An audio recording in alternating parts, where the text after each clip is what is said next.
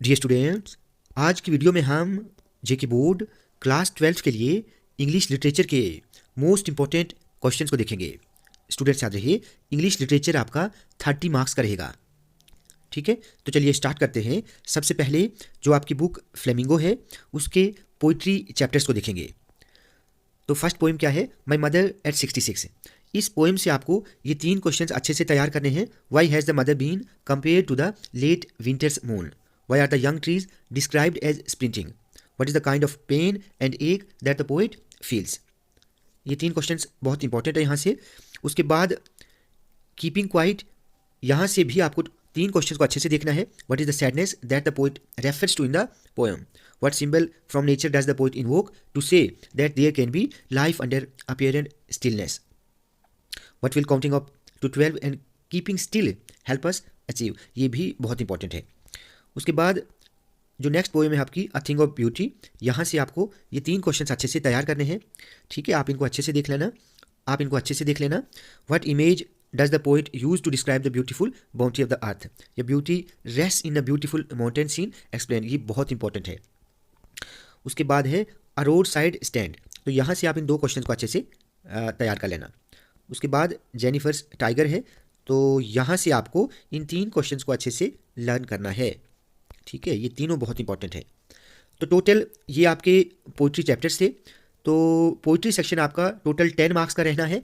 ठीक है, 6 मार्क्स के आपको ये क्वेश्चंस पूछे जाएंगे और 4 मार्क्स का आपको एक पोइटिक स्टैंजा पूछा जाएगा। उसके लिए अगर टाइम मिला तो मैं अलग से वीडियो बनाऊंगा।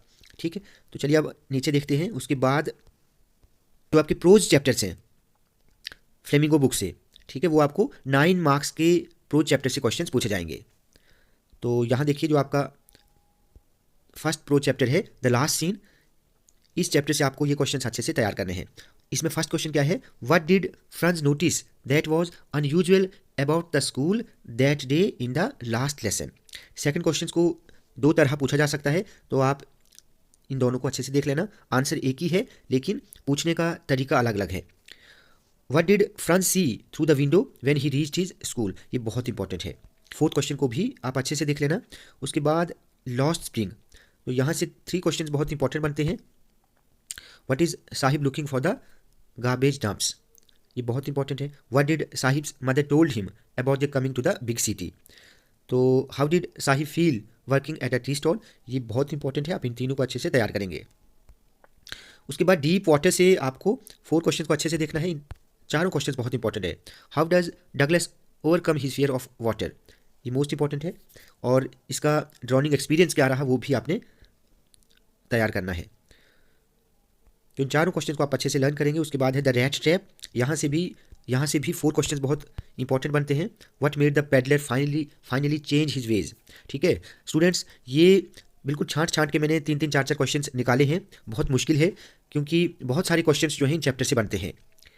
तो आप इन क्वेश्चन को अच्छे से लर्न करें, लेकिन सबसे बेटर ये होगा कि अगर आप इन सभी चैप्टर्स की समरी को अच्छे से देखेंगे, तो अगर समरी आपके माइंड में सेट होगी, अगर कंसेप्ट आपको क्लियर होगा, तो आप किसी भी क्वेश्चन का आंसर लिख सकते हैं। उसके बाद इंडिगो चैप्टर, इंडिगो से आपको 4 क्वेश्चन अच्छे से देखने हैं।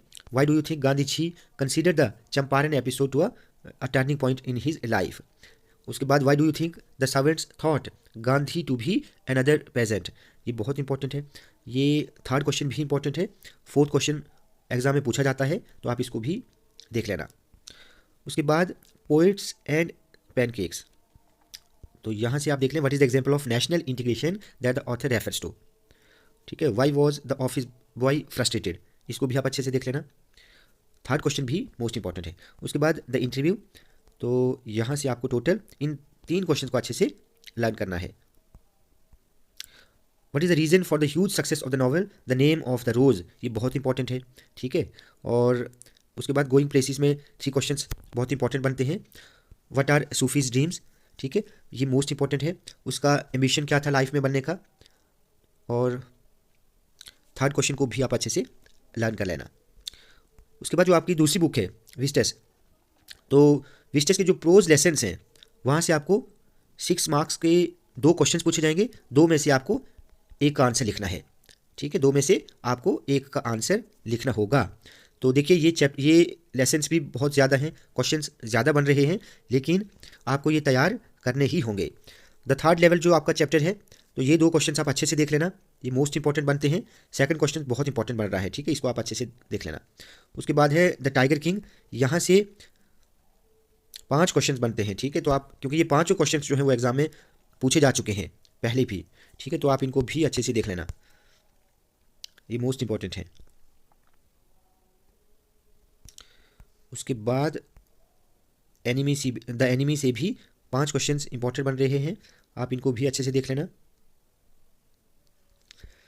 देखिए ये क्वेश्चन बहुत इंपॉर्टेंट है कि doctor सदाव is not only a competent surgeon but also a Nobel human being. उसके बाद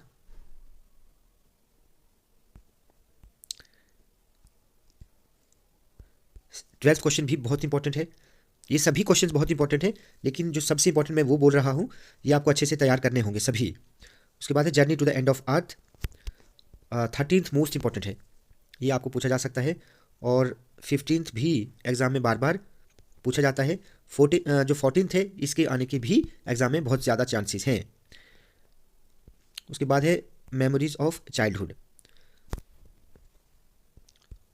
तो 16th 17th को आप अच्छे से देख लो। 18th जो क्वेश्चन है इसको 2 वेज में पूछा जा सकता है, ठीक है।